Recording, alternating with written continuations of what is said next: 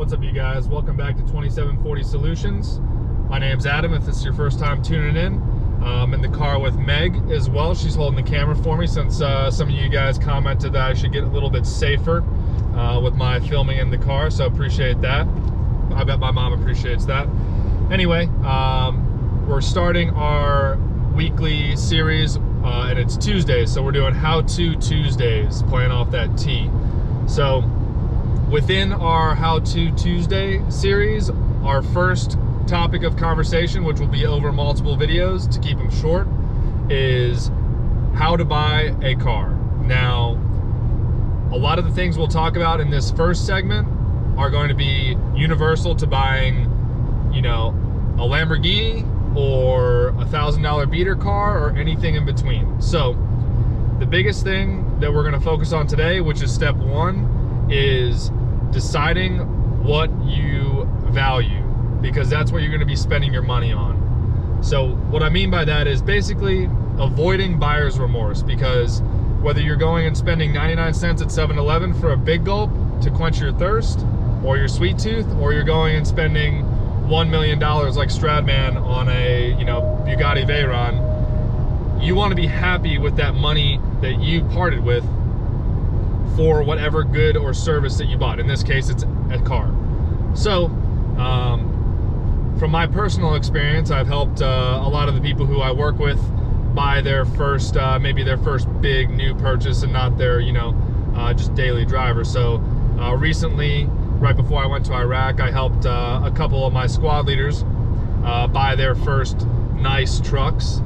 They're both in the Army, and they were very, very picky on what they wanted, which was good, because they decided, hey, I have a rough budget range. You know, their range was anywhere from, you know, 25 to 40K, which is a wide range, but they were certain that they wanted X, Y, and Z features, and that's what they would be happy with. So instead of spending less, like 15 or 20K, or even that low end 25K, both of them went towards the higher range, but they were ecstatic with the money that they spent, and that's really what I aim to do. And honestly, when I'm when I'm one of the top car salesmen in the country in the future, that's what I'm going to do with my customers first, is I'm going to identify what their values are, what their hierarchy of needs is, and then we're going to work to satisfy that. I'm not just going to shove a Ford Focus down their throat, even though that car is going instinct. I'm not going to say, hey, you need a Mustang, or hey, you need an F-150. It's, hey, you know,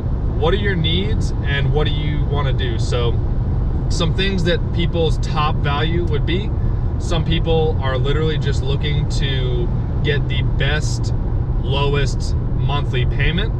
So, you know, say you can only afford $199 a month, you know, that's going to limit a lot of cars that you can buy. But hey, if you're solely focused on monthly payment, and that's the most important part, you know, maybe the the driving assistance that I'm using right now, where it's the lane keep assist and the automatic cruise control, and then these, you know, cooled seats and all that kind of stuff, that stuff's all fluff. You don't need to spend money on that if you're looking for a low monthly payment or a low bottom dollar. You know, a $20,000 car, you can get that same car for more or less, just based on these little nitpicky features inside. So if you're focused on price, that salesperson needs to be focused on working for you to get that as low as possible. Now, what I've seen go wrong, for instance, when me and my friends were buying their trucks, was that the salesperson was very focused on monthly payment. The first question they asked us when we walked in: what monthly payment are you going after? That's the wrong answer. And honestly, that's kind of the reason why we didn't buy from the local dealership. We had to go all the way into Nashville, was that person tried to shoo my friend into a truck that just, I mean, it kind of made me want to throw up in my mouth when I looked at it. You know, there was a reason that they were trying to shove that truck down our throat, and it's because they were having a tough time selling it, because it looked like an oval. So we realized that his priorities were, you know, color, TRD off-road package, you know, mid-level interior, and we found him, you know, a way to finance it and a way to get into that truck where he's absolutely ecstatic with the truck. So another thing that might be valuable to you guys is off-road features, or bigger, smaller engine, fuel economy, certain features like here in this RAV4, We have all these different little driving features here. We have Apple CarPlay, we have dual zone climate, you know, we have all these little off-road features down here. We have a non-complimentary Monster Energy drink, and then obviously we got Meg over here, super excited to be here, I know. We appreciate her cinematography expertise, driving into the sun too, so that's good. But basically, we're gonna start wrapping it up. So the first step in buying a car is not getting pre-approved. It's not necessarily deciding what car you want. It's not contacting a dealership. It's not, you know, any of that. It is finding out or deciding what is most valuable to you, so that at the end of the deal, when you do all those other things, when you do get pre-approved, when you go to multiple dealerships, when you test drive cars, when you negotiate with the salesman on price, then on your trade-in, and then on your interest rate, and really whittle them down, all those things we're gonna teach you.